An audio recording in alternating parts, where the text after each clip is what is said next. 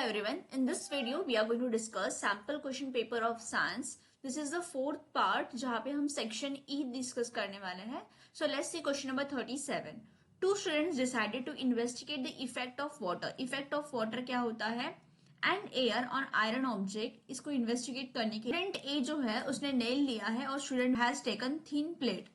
दोनों object का सबसे measurement लिया before immersing it in water.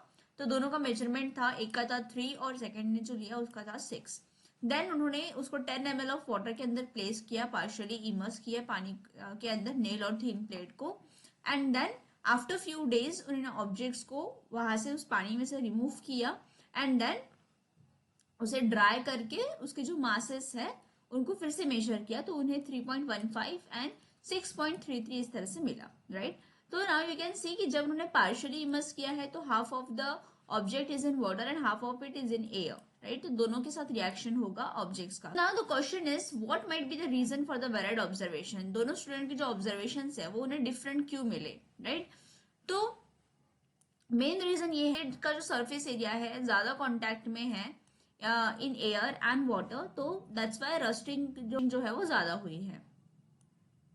In another letter, student coated iron nail with zinc metal. Zinc metal के साथ जब उन्होंने स्टूडेंट्स ने जब उसे कोट किया तो उन्होंने नोट किया कि जो कोटेड जिंक है वो प्रिवेंट कर रही है रस्टिंग प्रोसेस को. दे ऑल्सो ऑब्जर्व कि जिंक जो है वो initially as a physical barrier act करता है, बट एक्स्ट्रा एडवांटेज ये है कि zinc is that it continues to prevent rusting even if the layer of zinc is damage. तो जिंक की लेयर डैमेज होने के बाद भी वो क्या करती है, एक बैरियर की तरह एक्ट करती है एंड फर्दर रस्टिंग प्रोसेस को रोकती है. Name this process of rust prevention. इस प्रोसेस को हम क्या कहते हैं, तो जिंक को जब हम कोट करते हैं ऑन एनी आयरन सरफेस तो इस प्रोसेस को हम कहते हैं galvanization. And give any 2 other methods to prevent rusting. So there are many method जिसमें से आप कोई भी 2 मेथड लिख सकते हो, जैसे कि एनोडाइजिंग है, greasing, painting is there. So all this method you can write over here which are used for prevention of rusting. Okay, this is the answer to the question. In which of the following applications of iron rusting will occur most? कौन सी इस case में iron की जो rusting है सबसे ज्यादा होगी.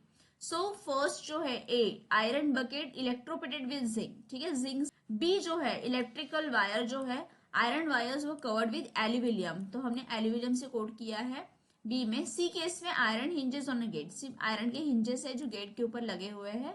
And painted iron fence, तो पेंट किया है आयरन की जो फेंस है उसे पेंट किया है. तो कहाँ सबसे ज्यादा रस्टिंग होगी ऐसा बोला है, सबसे ज्यादा रस्टिंग जो है वो सी केस में होगी in the case of iron hinges on gate, because this is the one case, ये ऐसा केस है जहां पे आयरन के ऊपर कोई प्रोटेक्टिव कवरिंग प्लेस नहीं की है.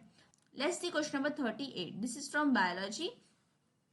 पूजा हैज ग्रीन आईज. तो पूजा की ग्रीन आईज है, उसके पेरेंट्स और ब्रदर के ब्लैक आईज हैं, राइट. पूजा का जो हस्बैंड है उसके ब्लैक आईज है, while his mother has green eyes and father has black eyes. Okay, on the basis of the above given information, green eye जो है is it dominant or recessive trait? Justify your answer.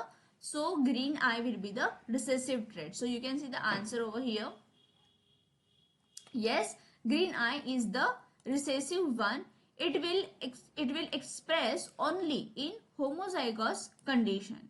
Next question है, आपको पूछा है what is the possible genetic makeup of पूजा's brother eye colour. तो पूजा का जो ब्रदर का आई कलर है उसका मेकअप रह सकता है बी, इस तरह से.